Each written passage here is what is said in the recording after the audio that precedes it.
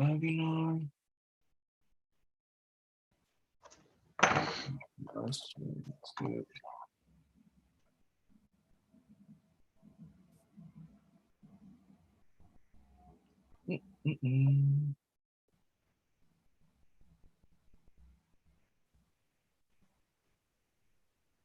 Okay. Well, good luck, guys. Thanks.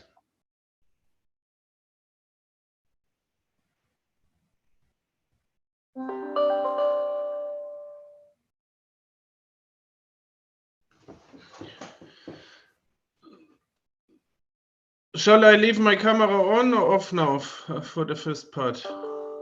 You fill it. If you want to keep it on, no problem. Okay, maybe I leave it on until you start presenting and then I turn it off. Okay. I'll grab a bit of water and then I think we can start or preach, okay?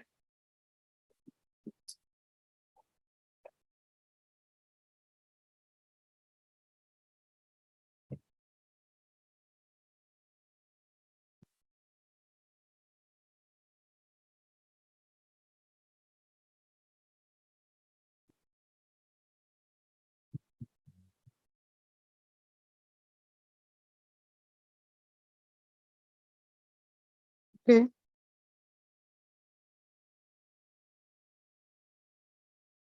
Yeah, I think we are 13. People will join. Yeah, let's kick it off.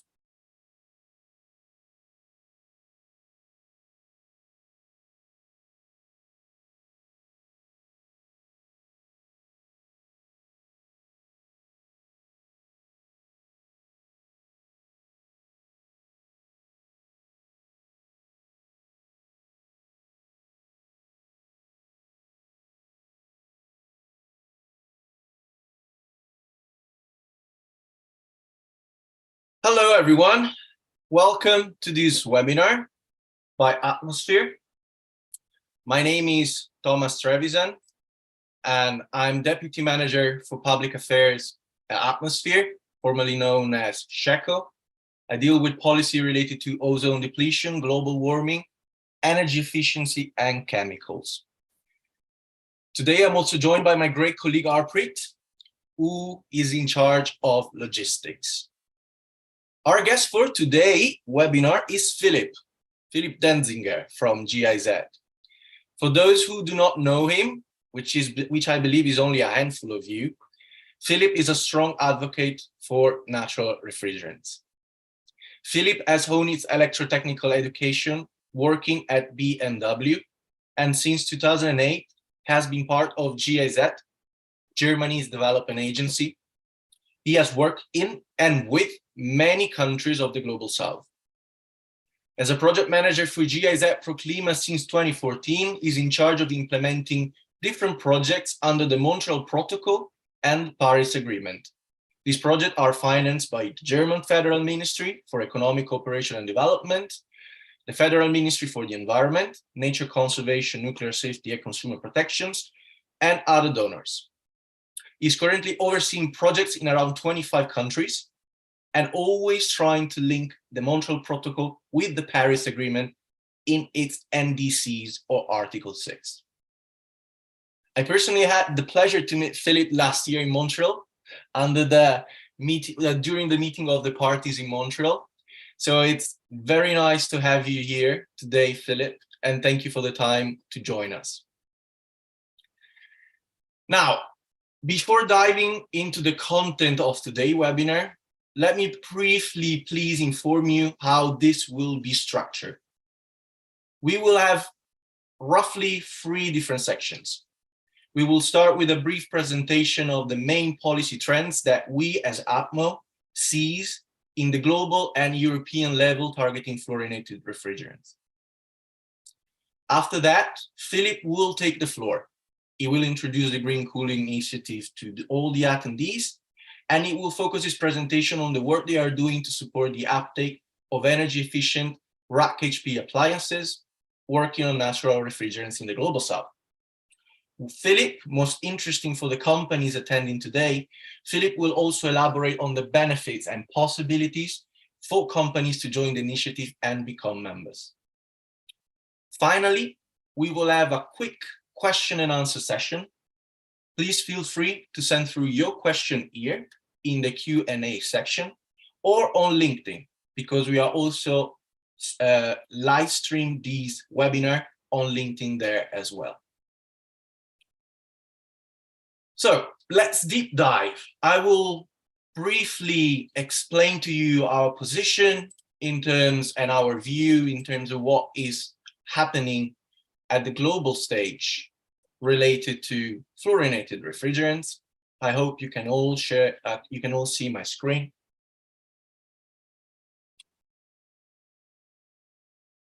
As you all know, or I believe you know, we are a global independent market accelerator with a mission to clean up cooling and heating, and we are an official observer to the Montreal Protocol. As we kick off this webinar, we start with the global level. We know that there is an HFC phase down that is agreed under the Kigali Amendment with different phase down schedule according to different countries. So we understand that HFCs are not considered a viable option for the short term, the near term, or for the future, indeed.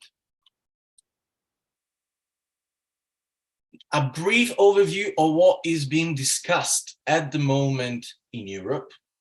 This is the different positions that the three institutions, the three decision makers in Europe are adopting in terms of the HFC phase down, in comparison to what are the limits of the Kigali Amendment to the Montreal Protocol. I apologize for the font. I appreciate that it's not clearly seen, but in blue you have the limit under the Montreal Protocol Kigali Amendment. In orange you have the Commission proposal. In gray the European Parliament. In yellow you have the Council. What is to be noted is that starting in 2050, the European Parliament support a complete phase out of HFCs. Another important policy tool that the UF gas has are bans. Bans are basically a restriction of the products in the European market. The Parliament is very ambitious in these measures as well, asking for no more F-gases, whether HFCs or HFOs, in stationary refrigeration, 2024-2025, in transport refrigeration, mobile air conditioning, and heat pumps too, with few exceptions. Why so? Because the rapporteur in charge of the file, Bas Eickhout, has already sensed the problem of forever chemicals, persistent chemicals, which are or can degrade, can be produced from the use of HFOs, low GWP substances used as refrigerants. Most importantly, alternatives are available and can be deployed today without relying on fluorinated gases. Talking about briefly on the PFAS Restriction Proposal, which is another policy initiative that is influencing heavily the political scene in Europe regarding to F-gases, is the PFAS Restriction Proposal. Here you have an overview of what would be the main refrigerants that would be targeted and their molar yield into TFA. It is interesting to note that the chemical structure of TFA, one of the most important and most worrying degradation product for these F-gases used as refrigerant, has a very similar structure to PFOA, which is another forever chemicals with a longer carbon chain that is since long being regulated. These are some of the measures that will enter into force if the restriction proposal is adopted as it is. We expect the entry into force to be in 2025-2026. There will be an 18-month transition period after entering into force. And then, according to the availability of alternatives, there are some exemptions. The policy officers working on this file have decided that some sectors need more time to transition. There's only one unlimited exemption that is related to the problem related to flammability and the safety use of alternatives to PFAS.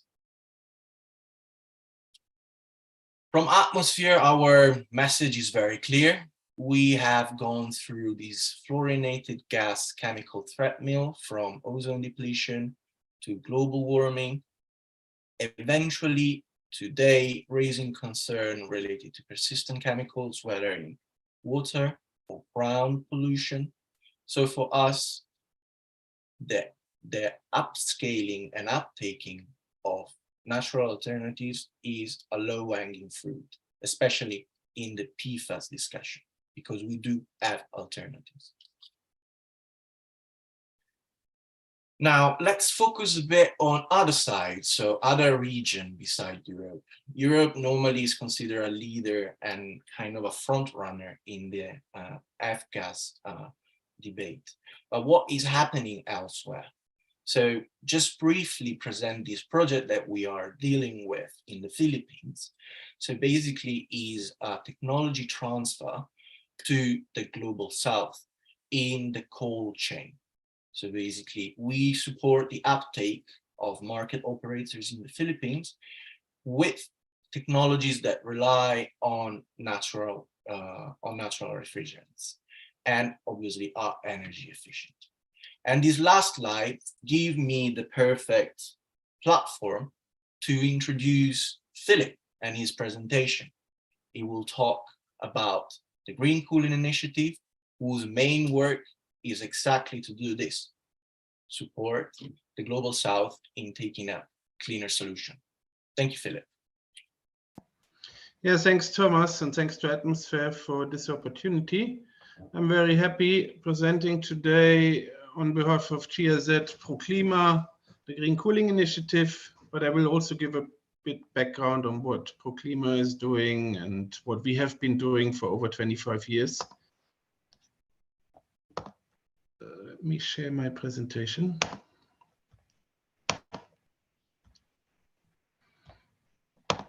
Can you see it? I hope so. So yeah, basically, I will present the Green Cooling Initiative. That's a global initiative and promoting green cooling globally. We are funded by our Federal Ministry for the Environment, Nature Conservation, Nuclear Safety and Consumer Protection under the International Climate Initiative. And yeah, probably most of you know GIZ. We work in 120 countries on sustainable development. Philip, one thing, I can't see your screen.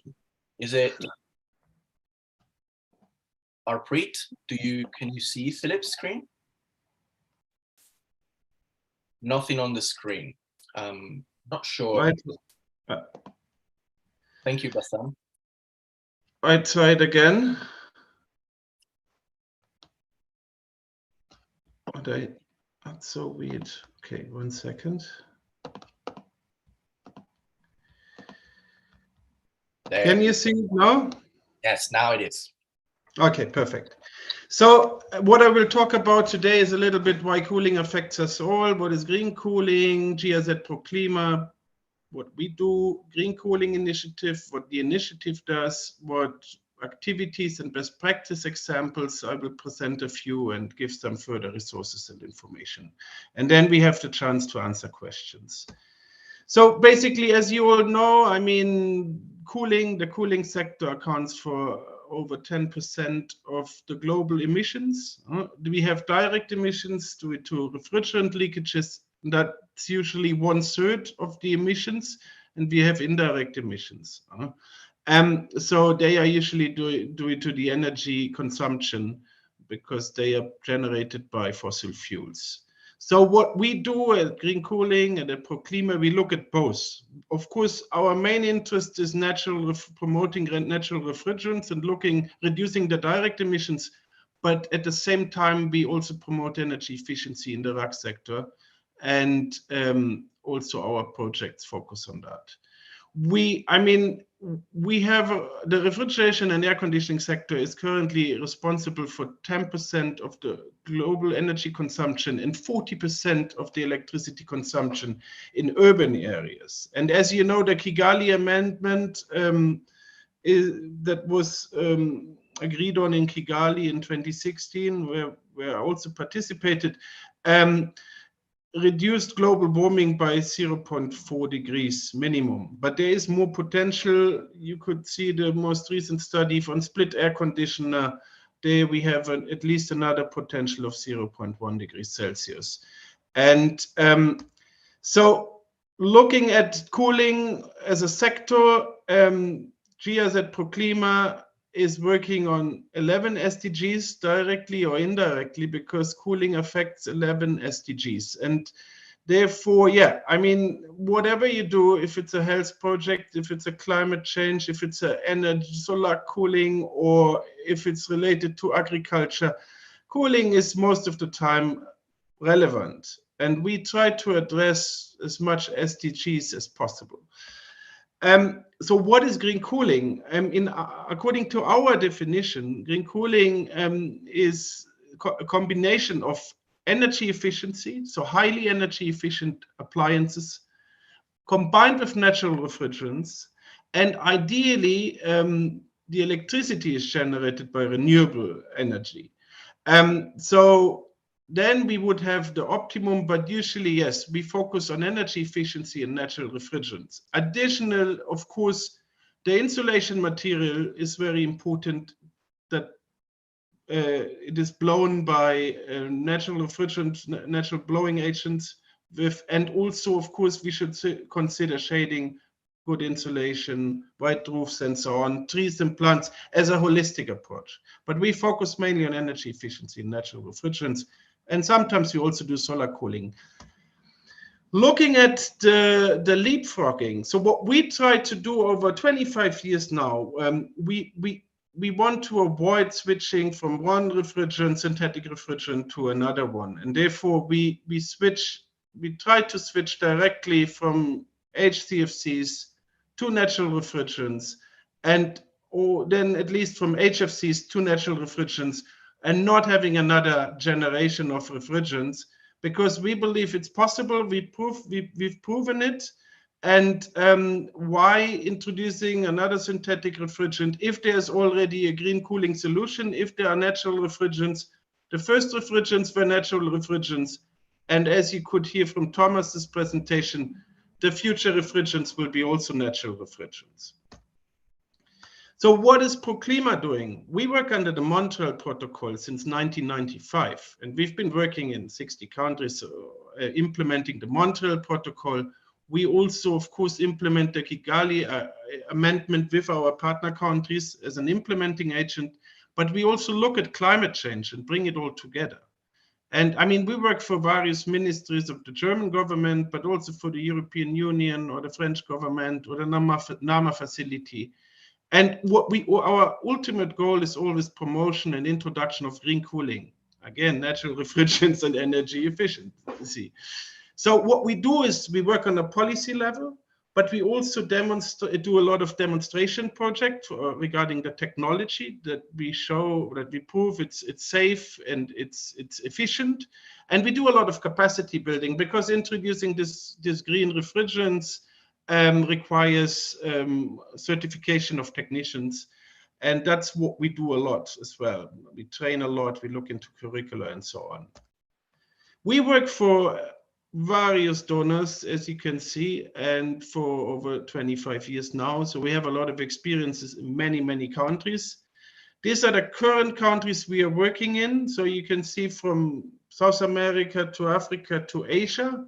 We also implement in the large countries like China, where we did, or India, where we did conversion projects of production and so on, or even in Brazil. I mean, we implement the large countries under the Montreal Protocol. So in more than 300 projects in total.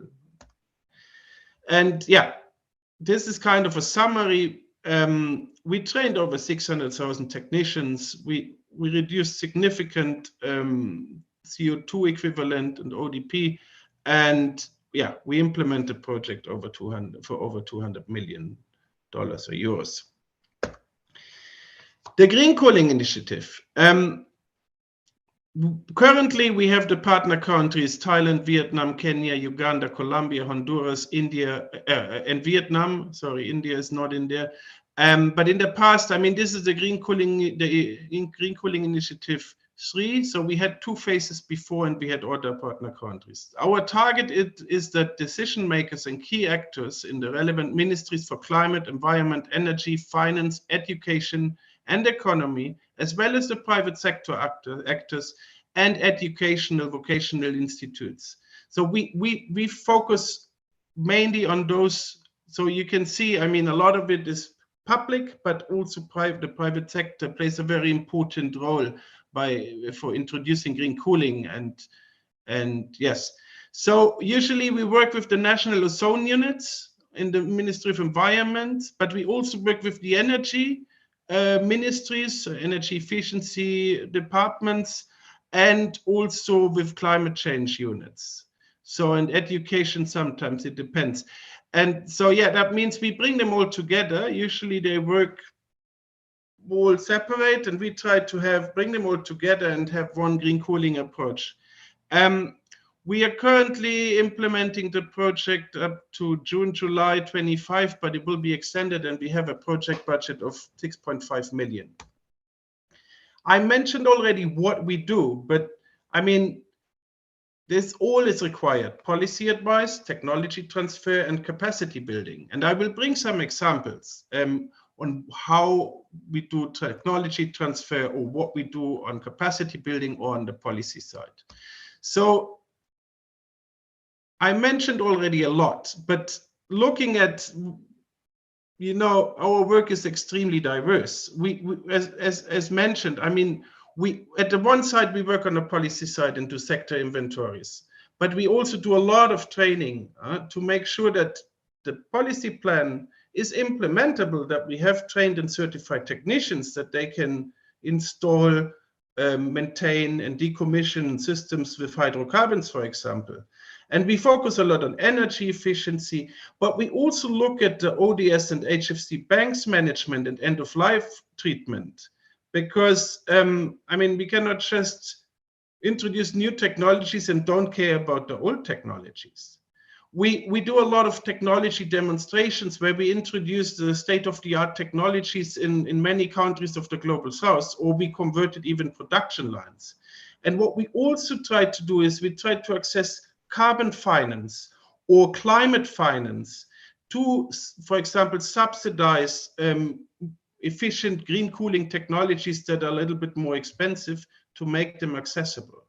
And yes, we bring it together. I mean, we work under the Montreal Protocol, but at the same time, we try to include it in the NDCs, in the national climate policy of the countries, to include the RAC sector and energy efficiency in the RAC sector and natural refrigerants. So basically, yeah, I mentioned most of the points already. We bring together Paris and the Kigali Amendment and the SDGs. We try to transform the RAC sector in a sustainable manner.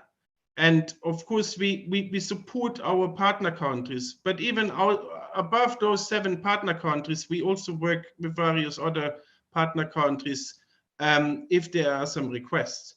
And we can support them.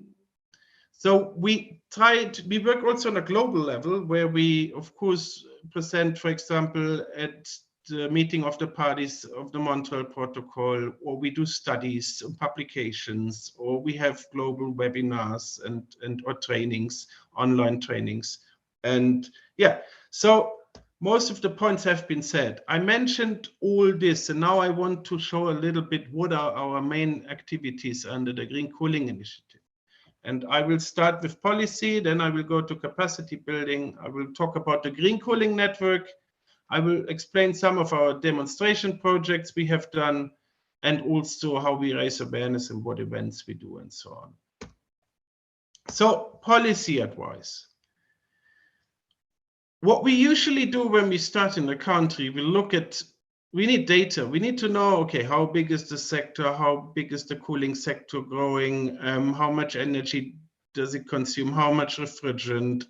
And so on. And what is coming? How many units? So we do a national tier 2 inventory in most of the cases to know what's going on. And then we also predict for the future, okay, how will it be in up to 2030, up to 2050? So we look at gross income sector income aspects. We also look at, okay, temperature rise and development, and then we develop national cooling action plans, we usually together with our partners in the partner countries, or sometimes they called strategies or roadmaps, but it's a strategy for the cooling sector. And then we also try to include the RAC sector and energy efficiency in the cooling sector in the NDCs. The Paris implementation plans, basically the national ones. But we also look from a safety norms and standards perspectives and maps and eco labels. So minimum energy performance standards, we look at it, we try to introduce eco labels, but also safety standards are very important.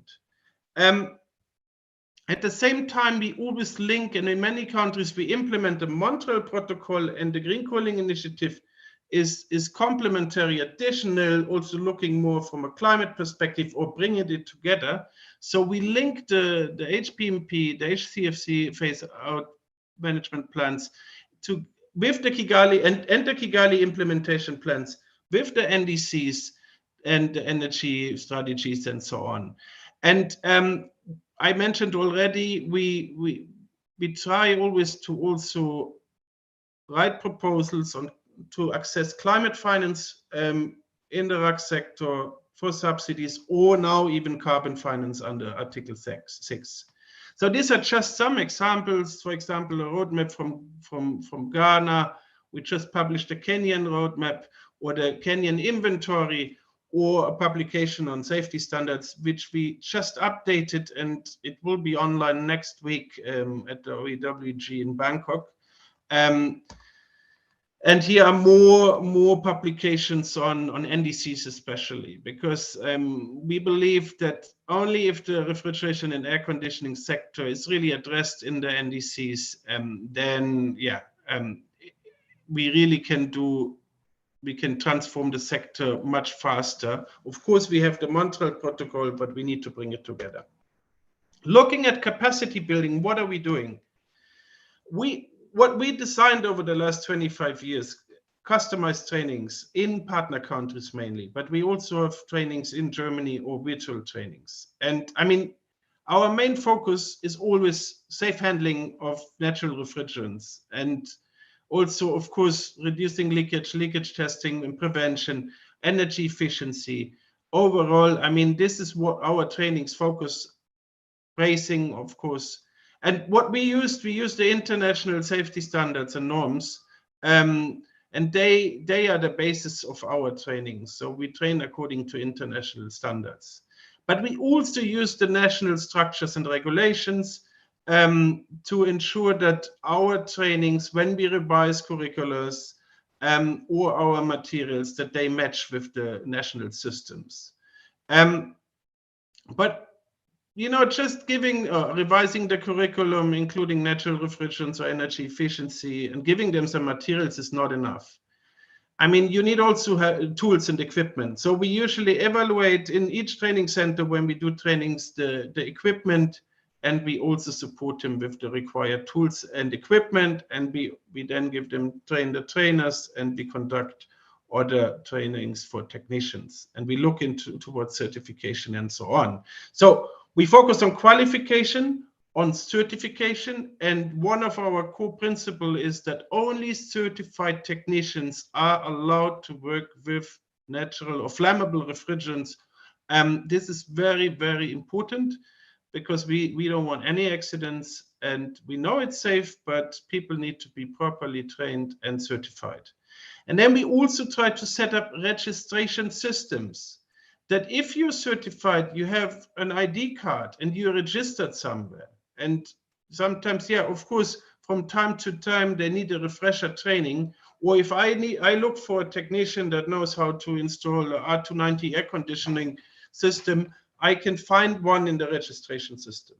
So this is another important step, and we have basically four categories and 14 models that we've developed on natural refrigerants mainly, and yeah, they can be accessed on our page on our website, Green Cooling website, when you request for them.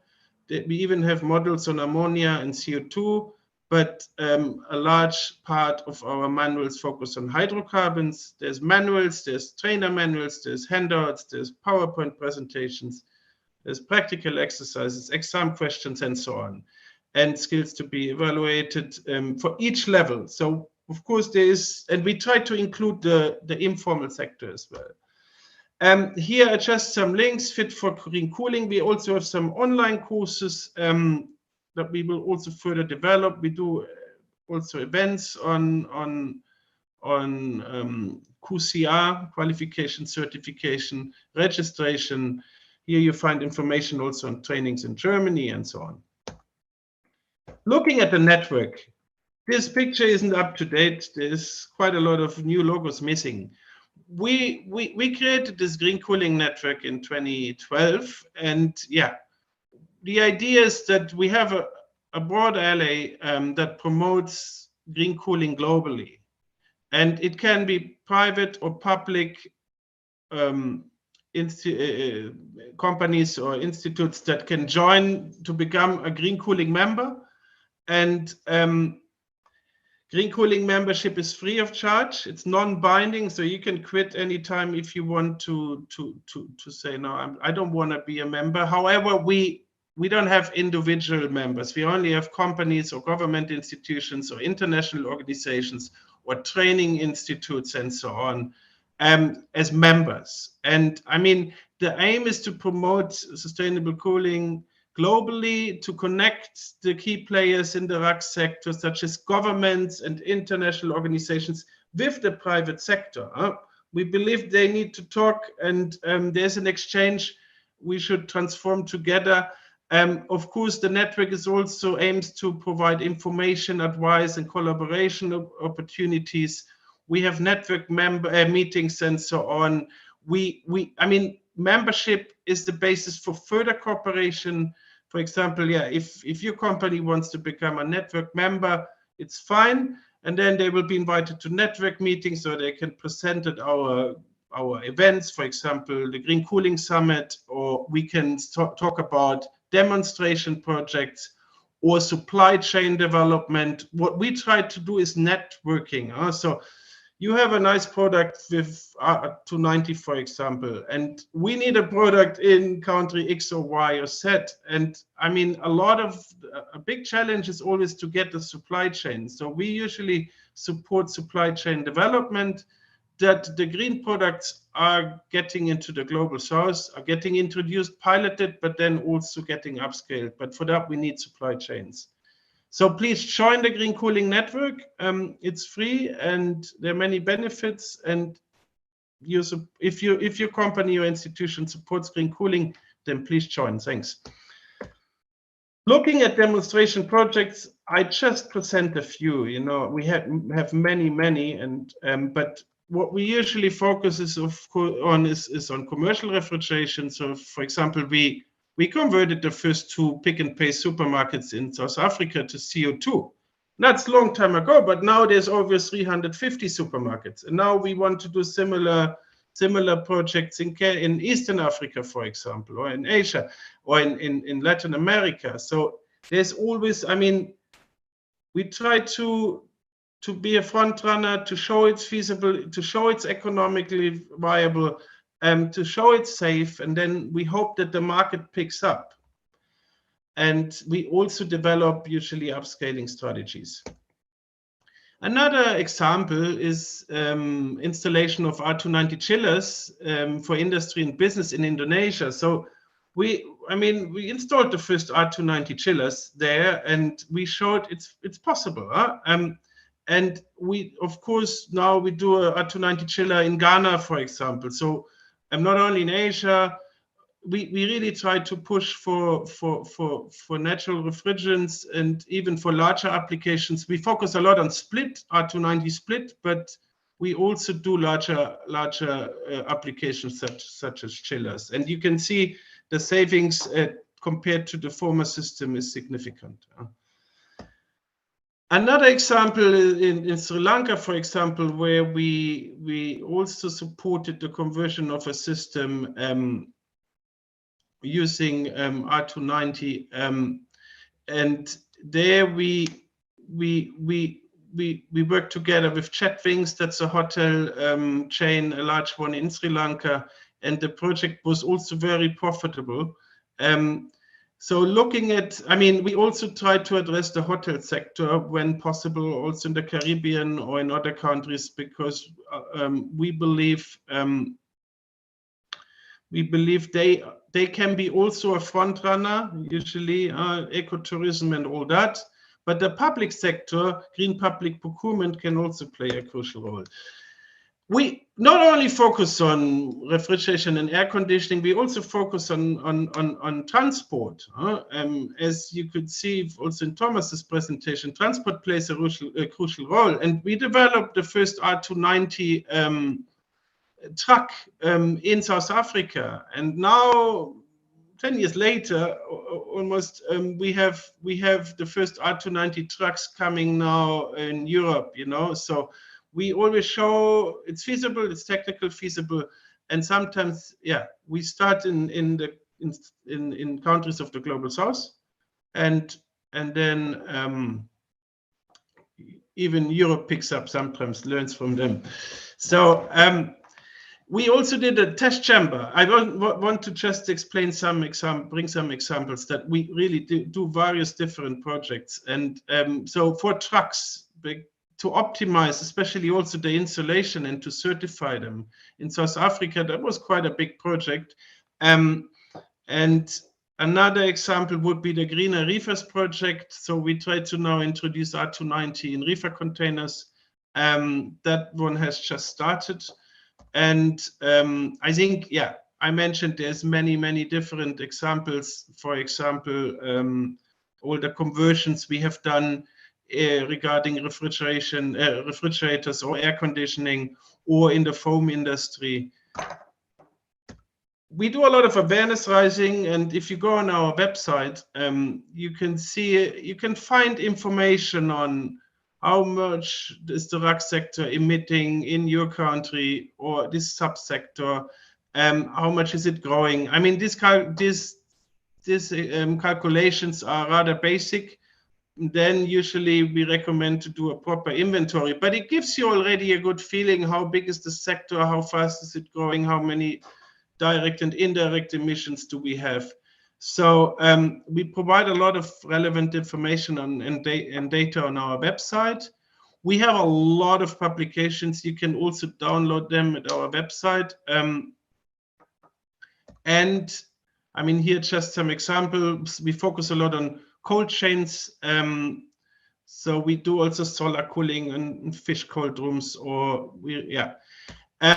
and we have this Green Cooling Summit 2023, and it focuses on the cold chain. And please register, it's free, and you can join it. It's in 2 different time zones, so please register and join. It will be quite interesting. We focus on policy and finance, but we also focus on stationary technologies, and we also look at the transport and refrigeration sector. We do it together with EPA or EPA Germany and our Ministry for the Environment. I think that was it. I hope I was not too fast. Thank you so much for your attention. I'm happy to, let me stop sharing. Thanks for this opportunity. Thank you, Philip, for sharing this wealth of knowledge. So great to have you today with us. You definitely have been operating in the industry for a long time, and you know a lot. And so thank you very much for taking the time. Now, I think is question and answer time. So we are on LinkedIn, and my colleague Arpreet is taking care of checking what interaction are going on there, and I will mostly take care of the questions that are from the Zoom link in the Zoom room. We do have already one question from LinkedIn, from Ali Hassan. I think this is very straightforward to the myth related to the energy inefficiency of this new system, mostly based on natural refrigerants. So the question is, please can you give some sample, I believe this is examples, on how green cooling could reduce the power consumption of a system. It's very broad, Philip, so I don't know what you like to spend few words on. Yeah, but please. Yeah, thanks. I mean, usually what we promote is natural refrigerants, and looking at the thermodynamics of natural refrigerants, if it's hydrocarbons or CO2 or ammonia, it depends also, of course, on the ambient temperature. And but overall, the thermodynamics are really excellent. Or I mean, if you look in tropical zones, even there you can have efficient CO2 systems running. So from a thermodynamics, natural refrigerants are very efficient. It is very difficult to say how many, I mean, percent, and you have to also compare it to what is the system in your baseline. And so it is, I mean, sometimes we say 15%, but it all depends on, I mean, are you using booster ejector systems for supermarkets? So it is overall difficult to compare. And but I mean, you can optimize any system, and overall, because of the thermodynamics, natural refrigerants are very efficient. And so, I mean, you can ask me if you can specify the sector and say, I want to compare R22 with R290 in the split AC system sector, then we can talk about it and look at the examples. And the same would it be for supermarkets and so on. But there's so many variables. So, but overall, yes, they're more efficient. Yeah, for sure. You show something related to chillers, right, in your presentation, where you had some comparison between the different refrigerants. So that is another application where we have already a wealth of data related to the performance of the change of refrigerant. So thank you, Philip. Ali, we hope we have replied to your question in the best manner possible, but please feel free to drop some follow-up question in LinkedIn or directly here on the Zoom link or afterwards. You can reach us very easily either on LinkedIn or with our emails. I don't see other questions at this point in time. We still have 10 minutes more or less to go. So Philip, maybe I can ask you a question. You spend a lot of time with GIZ training the technicians, right? So you said multiple times that you have to introduce a technology, but then you have to train the whole workforce to support that technology. And this is something that we have discussed multiple times in Europe. And there are some stakeholders that are a bit more, let's call them laggards, and some others are a bit more front runners. In your experience working with the Global South, what is important to support these training programs? What do you need from these people down there? I mean, the most important thing I would say is commitment and motivation. If a technician wants to learn, then yeah, I believe technology can help. Let's say, yeah, if they have a mobile phone, they could even do something on their phone. A lot of the videos are on YouTube.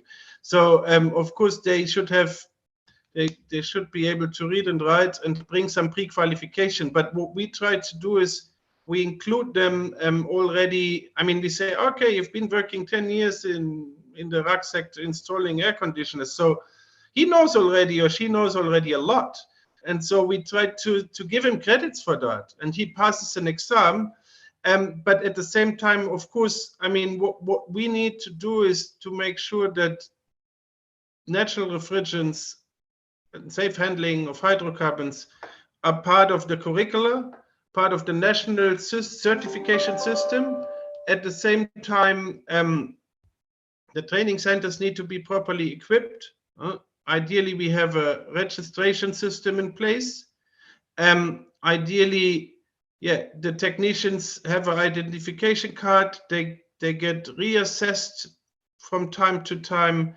So there's a lot, but we need to, I mean, the technician is key in the transformation of the RAC sector and also on energy efficiency. I mean, you can have the most efficient device. If it's installed wrongly or used wrongly, it doesn't really help. But the consumer also plays an important role. If he leaves the window open and runs the AC, it doesn't make sense. So overall, I would say, yes, we need to focus and strengthen their capacities to ensure that we can introduce these technologies as soon as possible and to do the transformation in the RAC sector. Yeah, that's for sure. Like a bit of common sense in the use of this technology, because otherwise you can spend all the time you want training the technicians, but then if they are improperly used, there's always the risk, right? They become less efficient and they have problems.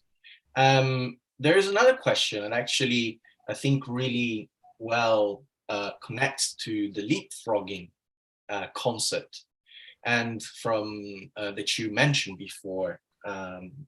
There is Krista Thomas asking, are there any initiatives towards consumers or the general public for raising awareness about the GWP impact and PFAS link? I believe this can boil down to, is the Green Cool Initiative raising this issue in the Global South? What is the Green Cool Initiative doing there?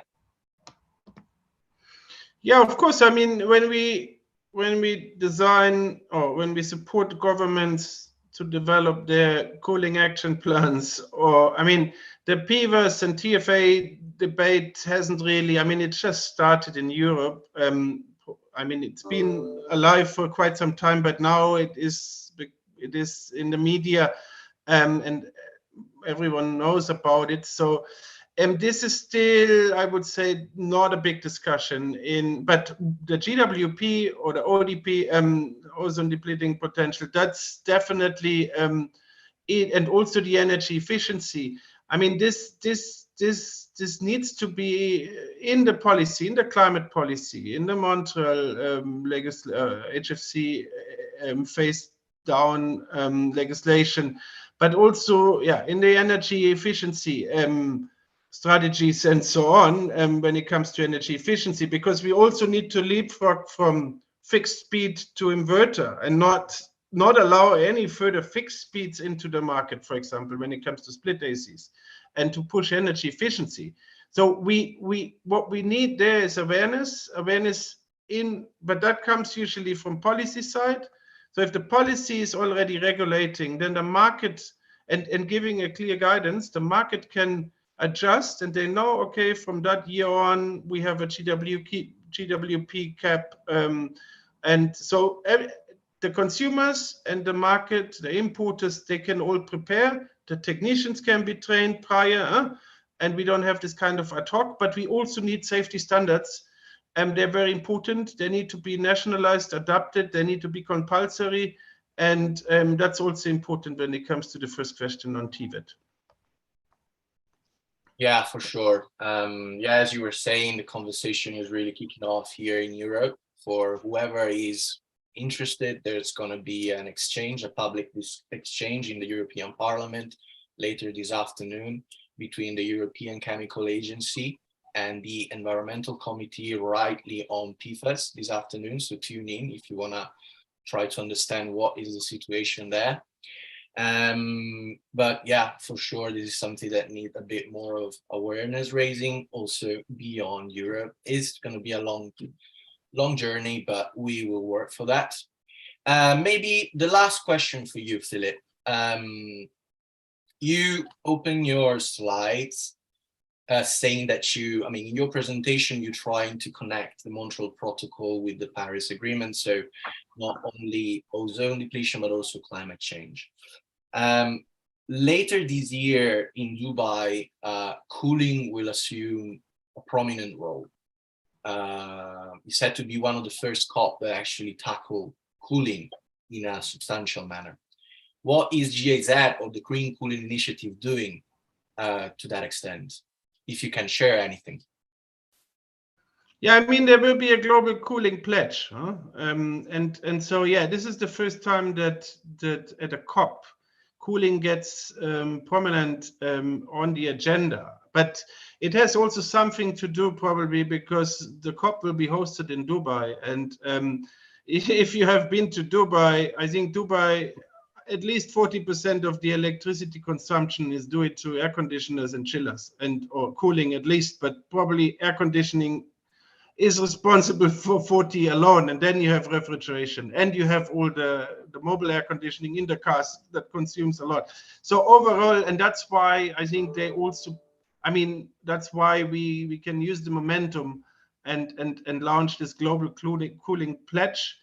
And yeah, I mean, another important aspect at the COP in Dubai will be that there will be a pavilion. The first time the Montreal Protocol will have like a pavilion on cooling, so that the topic will be more visible also, and the importance. And yeah, of course, GIZ ProClima will be also there together with the other implementing agencies.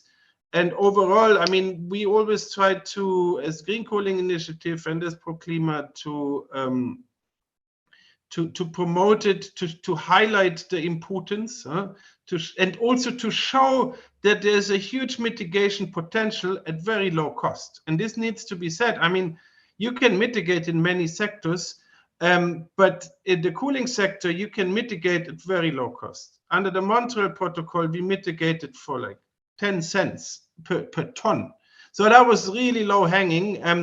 And also the cooling sector is a good example that shows you, yes, it is possible. The Montreal Protocol is a successful treaty. And I mean, and you can, I mean, and it shows, and I think the COP, the Paris Agreement, can learn a lot from the Montreal Protocol. And to be, and so therefore, yeah, I mean, we as GIZ, we will be there, and we try to promote green cooling as much as possible, and to show all the benefits. Okay, thank you very much, Philip. It's been very informative. We still have 6 minutes to go. I don't see other question coming in. I think we've covered quite thoroughly a huge amount of topics, actually. Thank you also for all the demonstrations project that you have as shown. Yeah, exactly. Please join the Green Cooling Initiative, the network member. We can share all the information that you might need. Hopefully, Philip has been very clear in his explanation of what are the possibilities for companies to join this network. Just a quick reminder, tomorrow, Atmosphere will hold another webinar inviting the ChemSec NGO talking about PFAS. I don't know if this is of interest to anyone in the audience here, but as this policy initiative is unfolding, we believe it's important that every stakeholder is aware and can contribute to the discussion. So stay tuned. Thank you again, Philip. If there are no further comments from your side and no other questions, I think we can close here this successful webinar. Thank you so much to Atmosphere and to you, Thomas. We will upload the presentation probably at our webpage and then share the link.